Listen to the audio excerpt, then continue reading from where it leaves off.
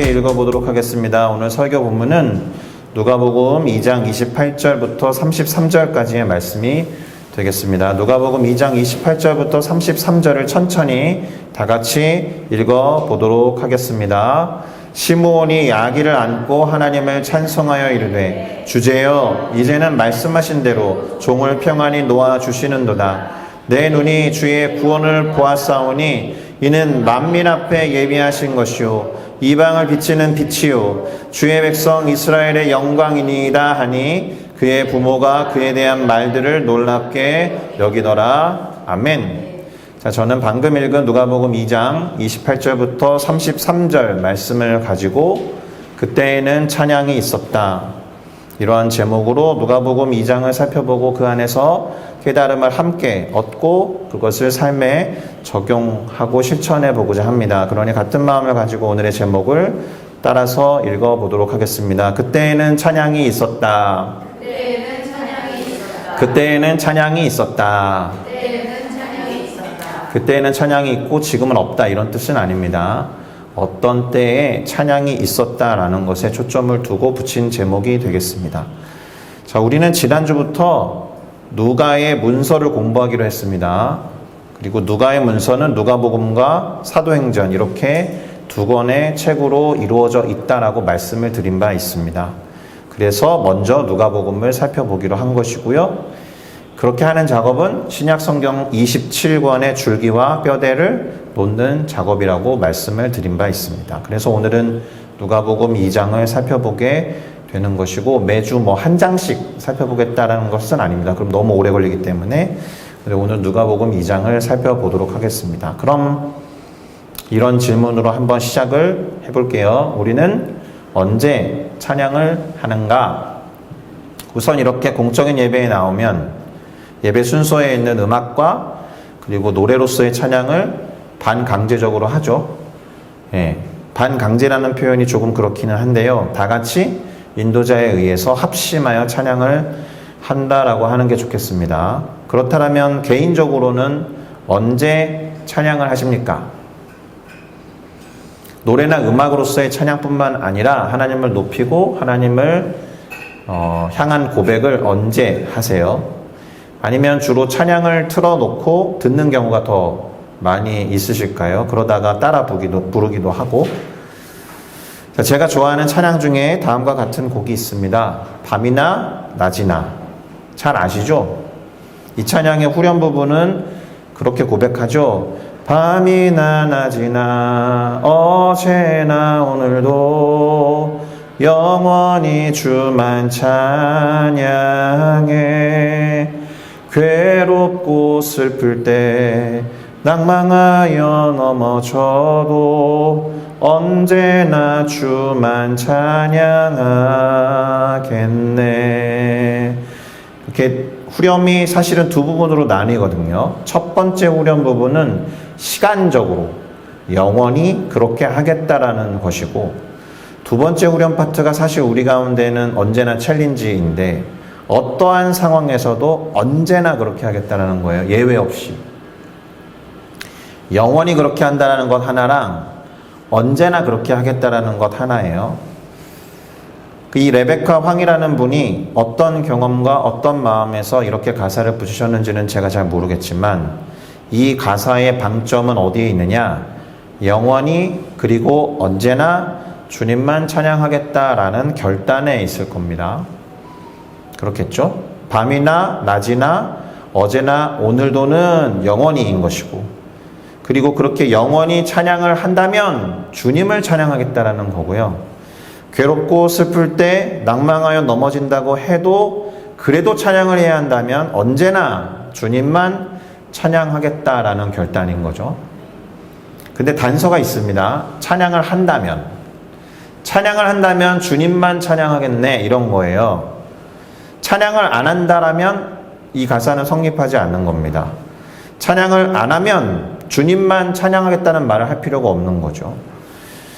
물론 이렇게 하기가 쉽지 않다는 것을 우리 모두는 잘 알고 있습니다. 언제나 영원히 어떠한 상황과 환경 가운데에서도 쉽지 않지만 그래서 결단이 필요한 거겠죠.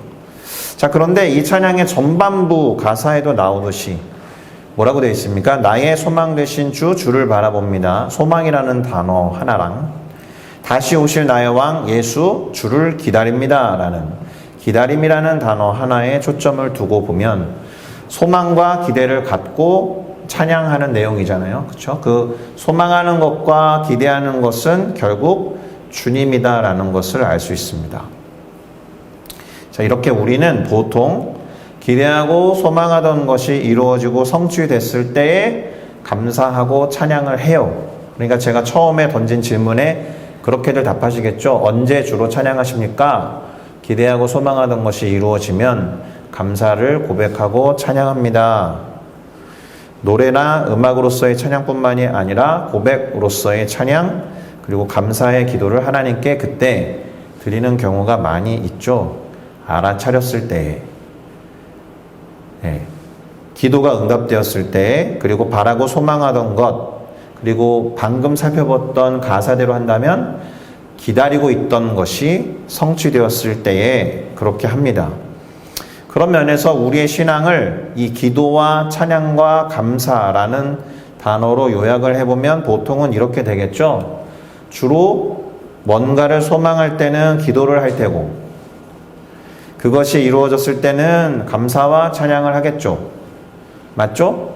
최소한 그래야 합니다. 최소한 주님을 믿고 주님을 알고 주님을 의지하는 신앙이라면 사실 최소한 이래야 한다는 거죠.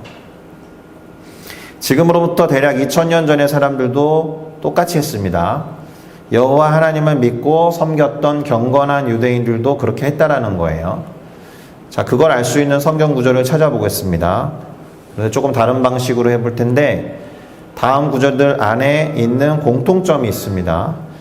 그것에 주목해 보면서 한번 살펴보도록 하시죠. 호련히 수많은 천군이, 그러니까 하늘의 군대라고 번역되는 단어죠. 하늘의 군대가 그 천사들과 함께 하나님을 찬송했다.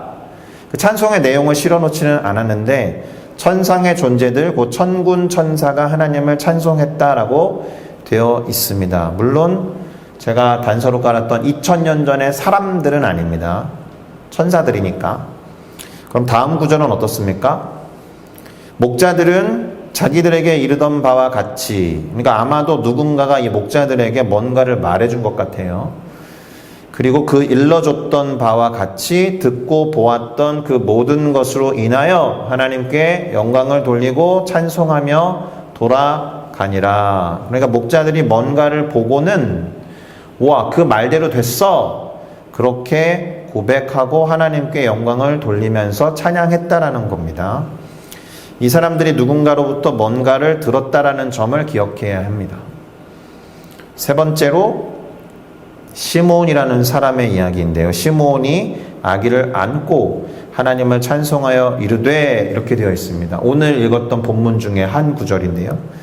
역시나 어떻게 찬송을 어떤 내용으로 했는지는 지금 이 구절에는 써놓지 않았지만 이 시므온이라는 사람이 아기를 안고 하나님을 찬양했다라고 하니까 이 사람이 찬양한 이유는 아기에게 있겠습니다. 그렇죠? 아기 때문에 그렇게 했다라는 것이고 마지막으로 누군가가 이름을 적어놓지는 않았지만 그 누군가가 마침 이때에 나와서 하나님께 감사하고 예루살렘의 속량은 구원이라고 해석하면 거의 들어맞는 말이니까 이스라엘과 유대인들의 구원을 바라는 모든 사람들에게 그에 대해서 말하였다. 그러니까 이 사람이 누군지는 모르겠는데 그 누군가는 모든 사람에게 말한 그 어떤 사람으로 인해서 하나님께 감사하면서 찬양한 거다라는 뜻입니다.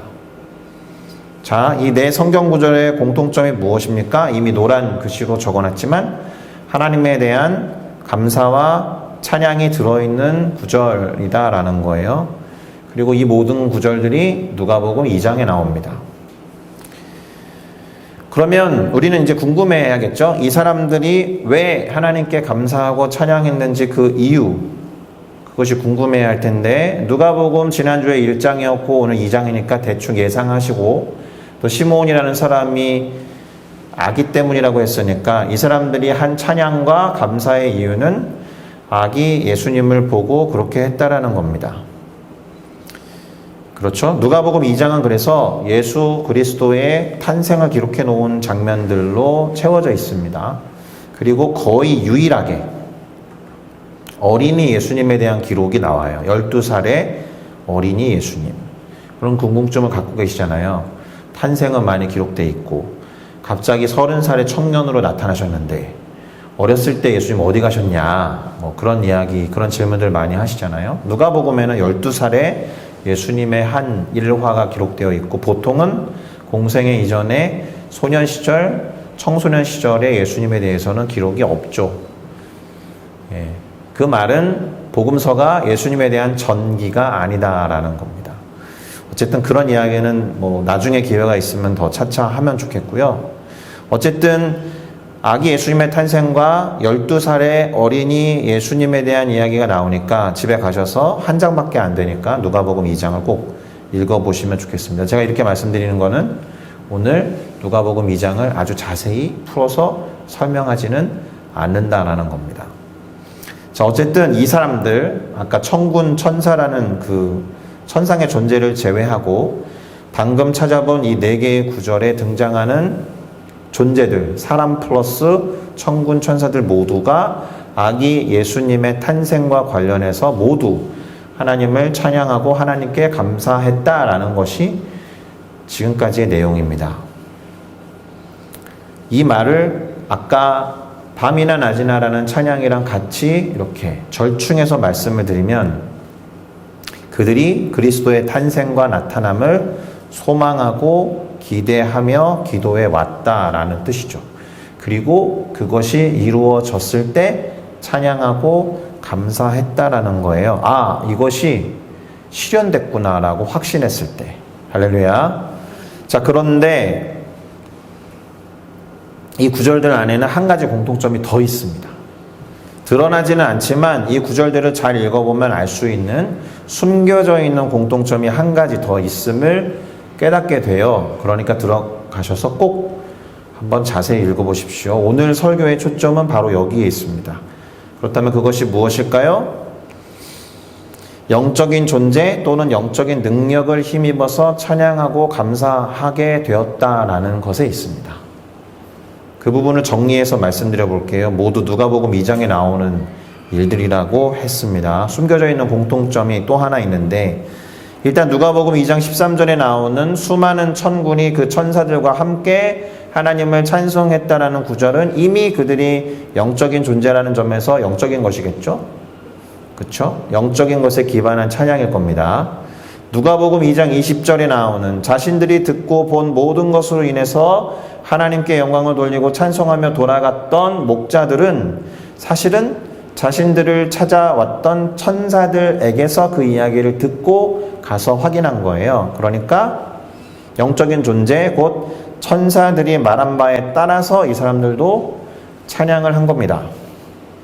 세 번째로 누가복음 2장 28절에서 아기를 안고 하나님을 찬양했던 시므온이라는 사람은 성령의 지시를 받아서 성령의 감동으로 성전에 들어갔다가 이 아기 예수에게 8일 만에 할례를 행해야 했기 때문에 할례를 받으러 온 아기 예수를 보고 그가 누구인지를 알아차리고 찬송했다라는 점에서 성령에 힘입어 이렇게 찬양했다라고 말할 수 있습니다. 마지막으로 누가복음 2장 38절에 아까 이름을 말씀드리지 않았지만 안나라고 하는 여 선지자는 남편을 잃어버리고 남편을 잃고 오랜 시간 동안 과부로 살았거든요. 그러면서 이 여인은 성전을 떠나지 않고 주야로 금식하며 기도할 때에 역시나 할례 받으러 왔던 아기 예수님을 보고 예루살렘 곧 이스라엘과 유대인들의 속량을 기다리던 모든 자들에게 이 아기 예수로 인해서 그 약속이 성취될 것이다 라고 예언하면서 말했다라는 점에서 그렇습니다. 다시 말하면 이들의 찬양과 감사는 영적인 존재와 능력에 의한 깨달음 때문에 하게 되었다. 다르게 말하면 아기 예수를 보고 그가 누구인지를 알게 되어서 아기 예수가 그리스도라는 것을 깨닫고 확신할 수 있어서 자연스럽게 나온 영적인 찬양과 감사였다라는 겁니다. 할렐루야. 그래서 우리가 오늘 본문에서 첫 번째로 취해야 하는 메시지를 하나 발견하게 되는데요. 그것을 정리해보면 이렇게 될 겁니다. 진정한 찬양이 우리가 찬양하는 대상을 바르게 알고 깨닫는 것에서 시작된다라는 거예요. 내가 찬양하고 높이며 감사하는 대상을 알고 경험하는 것, 무엇보다도 깨닫는 것이 필수적이다라는 겁니다. 그 찬양이 진정한 찬양이 되려면, 지난 주일에 시온성가대가 찬양을 할 때 비록 5분밖에 서지 못했지만 한 집사님이 가사에 깊은 감동을 받으셨는지 눈물을 머금고 고백하는 것이 눈에 선했습니다. 오늘 돌아가셔서 유튜브를 자세히 보세요. 어느 분이 울컥하셨는지. 그 당시에 찬양하던 그 노래, 그 가사에서 주님이 보라, 너희는 두려워 말고, 그걸 계속 반복하는 거잖아요. 그때 아마 하나님이 그런 분이라는 것을 깨달으셨는지, 아니면 정말로 그것이 와닿았는지 울컥하신 것이 아닌가 하는 생각이 들었습니다. 그분의 상황과 환경 가운데서 정말로 두려워하지 말고 하나님이 행하실 일들을 기대하게 하는 힘있는 선포가 아니었을까? 비록 눈물을 머금고 울컥했지만, 그렇게 찬양하는 대상이 누군지를 정확하게 알고 깨달으면 그야말로 찬양을 제대로 하는 겁니다. 할렐루야. 자, 그런데 제가 지금 띄워놓은 PPT 화면에 노란색 글씨로 강조해 놓은 것을 모아서 적어보면 아마 이렇게 될 겁니다. 아는 것, 알고 경험하는 것, 그리고 깨닫는 것, 이는 모두 진리와 관련된 속성이라는 거예요. 그렇죠? 우리는 진리를 알아야 하고, 그리고 그것을 알고 경험해야 하며 깨달아야 하기 때문에 그렇습니다. 그런데 적어도 오늘 본문에서 하나님을 찬양하고 하나님께 감사한 이들의 깨달음과 확신이 어디에서 왔다고요? 아까 영적인 존재, 특별히 시므온이라는 사람의 예를 통해서 알 수 있는 것은 성령의 도우심이 절대적으로 필요하다는 것을 알 수가 있다. 왜요? 성령이 우리로 하여금 깨닫게 하시는 하나님의 영이시기 때문에 그렇습니다. 할렐루야. 진리의 영이라고 성경이 표현하고 있고, 그래서 그리스도 예수께서 하신 말씀을 생각나게 하기도 하시고, 또 하나님의 뜻, 곧 진리 자체를 알 수 있도록 우리를 도우시는 분이시기 때문에 그렇습니다. 그러니까 찬양과 예배 그리고 감사에 있어서 성령의 도우심은 절대적이다라는 겁니다. 바로 이것 때문에 우리는 성령으로 충만해야 한다는 말을 또 할 수 있는 거예요. 자, 얘기를 조금 더 진전시켜 나가보도록 할게요. 제가 지금까지 말씀드린 바를 2가지 단어로 요약해 볼 수 있습니다. 그거는 영과 진리예요. 그렇죠? 성령으로 인해서 깨달으면, 성령으로 인해서 진리를 알면, 그리고 그것에 대한 암과 확신, 그리고 무엇이 진리인지를 알게 되었을 때 그 진리의 대상이 되시는 주권자, 그리고 주관자가 되시는 주님을 찬양하고 예배하며 그분께 감사할 수 있게 되니까, 예배나 찬양에 있어서 영과 진리라는 표현을 빼놓고 이야기할 수 없다라는 겁니다. 제대로 하는 예배, 제대로 하는 찬양이라면, 제대로 하는 감사라면, 제대로 하는 기도라면, 그런데 영과 진리로 예배라는 것에 대해서 가르치신 본문이 있죠. 기억하실까 모르겠는데 누가복음 말씀에는 아니지만 다른 복음서, 요한복음 4장 23절부터 24절에서 예수님이 하신 말씀에 기록되어 있습니다. 한번 읽어보도록 하겠습니다. 같이 읽을까요? 아버지께 참되게 예배하는 자들은 영과 진리로 예배할 때가 오나니 곧 이때라. 아버지께서는 자기에게 이렇게 예배하는 자들을 찾으시느니라. 하나님은 영이시니 예배하는 자가 영과 진리로 예배할지니라.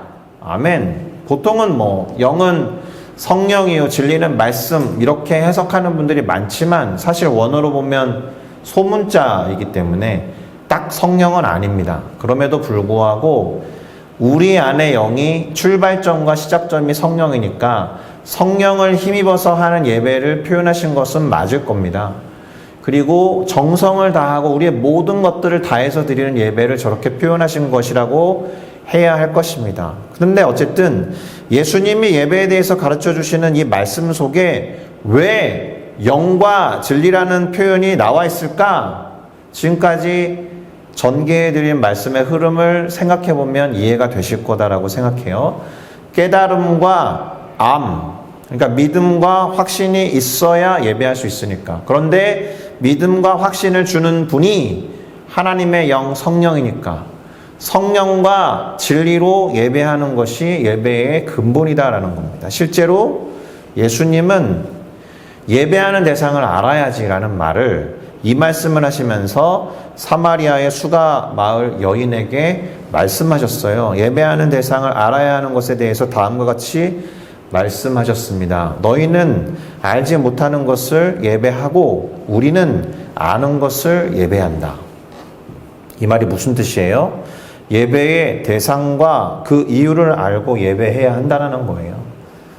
그리고 구원, 곧 유대인에게서 나올 그리스도와 그분의 일에 대해서 말씀하셨죠. 물론 당신 자신에 대한 표현이기는 하셨지만 할렐루야. 그러니 우리는 그리스도 예수를 알고 그리스도 예수를 깨닫고 그리스도 예수를 예배해야 하는 거예요. 적어도 그리스도 예수 때문에 하나님께 감사하고 하나님을 찬양해야 할 줄로 믿습니다. 그래서 특별히 하나님의 영을 통해서 진리를 깨닫고 예배해야 하는 거예요. 실제로 성령은 어떤 분이세요? 모든 것을 통달하시는 분이에요. 심지어 하나님의 깊은 것까지도 아시는 분이라고 하죠. 고린도전서 2장 10절이 그렇게 말합니다. 오직 하나님이 성령으로 이것을 우리에게 보이셨으니 성령은 모든 것, 곧 하나님의 깊은 것까지도 통달하시느니라 이렇게 나와 있습니다. 할렐루야. 그러니 누가복음 2장과 관련해서 결론이 뭘까요? 예수가 그리스도인 것을 알고 깨달아야 예수님을 경배하며 찬양할 수 있다는 겁니다. 아기 예수님이 그리스도인 것을 알았던 사람들이 찬양을 한 것처럼 그래서 그때에는 찬양이 있었던 거예요. 예수님을 그리스도로 알았던 그때에는 찬양이 있었다. 예수님이 그리스도인 것을 아는 그 사람은 찬양할 수밖에 없다. 이런 겁니다. 자, 그럼 예수님이 그리스도라는 것을 어떻게 깨달아요? 이미 다 말씀드렸습니다. 성령을 통해서 깨닫죠. 성령께서 예수가 주님이라고 고백하게 하십니다. 믿으십니까? 말씀에 적혀 있어요. 고린도전서 12장 3절 하반절에 그렇게 나와 있습니다. 우리는 이 말씀에 의지해서 예수가 우리의 주님이라는 것을 믿고 또 그래서 우리 안에 성령이 있다는 것을 확신할 수 있거든요. 제가 많이 말씀드린 말씀인데요. 고린도전서 12장 3절의 하반절에 이렇게 나와 있습니다. 그러므로 또 성령으로 아니하고는 누구든지 예수를 주시라 할 수 없느니라. 아멘. 성령으로 인해서 예수를 주라고 시인하여 우리가 이 자리에 있는 줄로 믿습니다. 할렐루야. 그러니 예수를 주라고 깨닫게 하신 성령에 의지해서 무엇을 해요? 감사와 찬양, 무엇보다 예배를 해야 하는 겁니다. 할렐루야. 정리를 해볼게요. 누가복음 2장에서 아기 예수님을 보고 하나님을 찬양한 사람들은 아기 예수가 그리스도이심을 깨달은 사람이었다. 그런데 이들이 이렇게 깨달을 수 있었던 것은 영적인 존재, 영적인 능력, 특별히 시므온의 예를 조금 일반화해서 말하면 성령에 의해서 그렇게 한 것이라고 할 수 있습니다. 그러니 오늘의 결론을 위해서 다시 한번 이렇게 질문을 던져봅니다. 예수가 그리스도이심을 이미 알고 믿고 있는 우리들은 그 하나의 사실만으로도 하나님께 감사하며 찬양하고 있는가? 다른 이유 하나도 없어도. 지금 기도하고 소망하면서 기대하는 것이 응답되지 않았어도, 그리고 여전히 언제까지일지 모르지만 계속 기다려야 한다고 해도 이미 예수가 그리스도이심을 알고 깨닫고 있어서 충분히 그렇게 감사하며 찬양할 수 있느냐.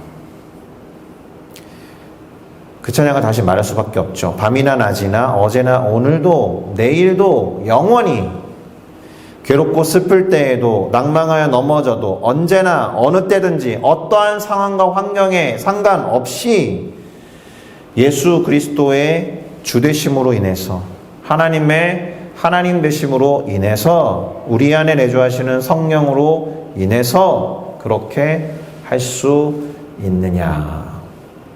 스스로에게 그리고 하나님 앞에서 정직하고 진실하게 고백해 보시기를 권면드립니다. 할렐루야. 기도하겠습니다. 오늘은 이렇게 질문을 남겨놓고 정리합니다.